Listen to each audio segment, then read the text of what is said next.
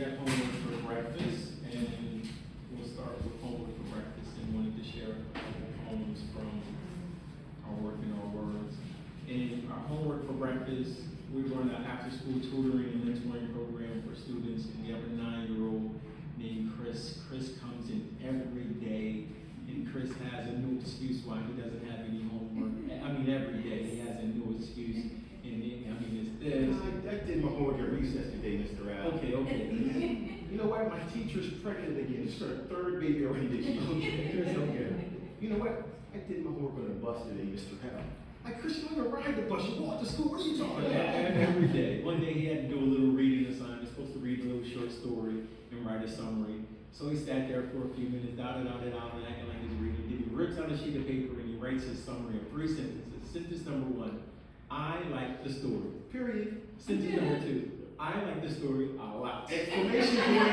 Sentence number 3, I like the story, comma, more than all the other stories. Double exclamation point. I'm I'm done. My homework. I'm I done. said, Chris, you didn't talk about the story. So we take it from him, looking it over. I'm like, Chris, this isn't good. I start wrinkling it up. He gets mad. This one is mad. Rapper crazy. I'm not going to do it again. We sat him down, calmed him down, helped him reread the story, then we helped him write a great summary. Then we wrote this poem for Chris entitled Homework for Breakfast, to show him that if he'd done it right the first time, he wouldn't have to do it again. And University of Delaware professor Robin Pendleton, she drew these beautiful, beautiful illustrations of this story. She heard us read this poem, and it was just beautiful. So it's truly a blessing. And Freeze Foundation, they're the ones who printed the book for us as a fundraiser for our nonprofit. So this is Homework for Breakfast. Every day, Chris would say, homework is what I dread. I'd rather go outside and play instead. Read this, and this. That's all my teachers say day after day. Sometimes I think that only the kids who like homework can grow up to be teachers. How else can you explain their smiles as they give us homework in piles and piles and piles?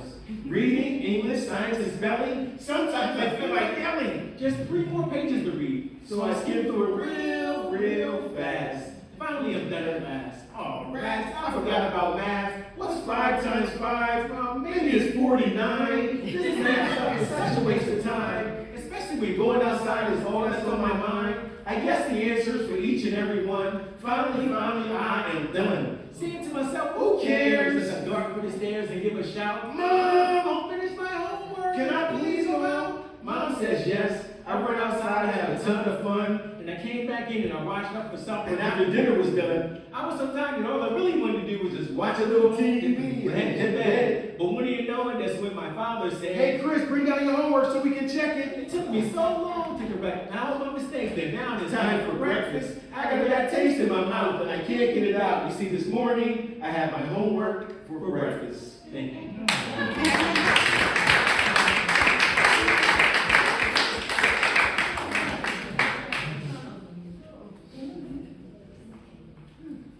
And this is Junkie in Macon. We had a program that we ran and had an alternative program for the kids who were put out of regular school. They attended school there. And this one young man missed an extreme amount of school, and when the van would go pick him up, he wouldn't be on the van. And when the vans come in and didn't have the kids, as a director, I'm gonna go find out why. So I would go to the kid's house. When the vans came, somebody missing, I would go to the house and find out why. And this one particular, every time I would go there, his mom had her own issues with drugs, and she would listen, he not here, Mr. Mills, I'm gonna tell him you came, I'm gonna tell him. And this went on for about a week and a half.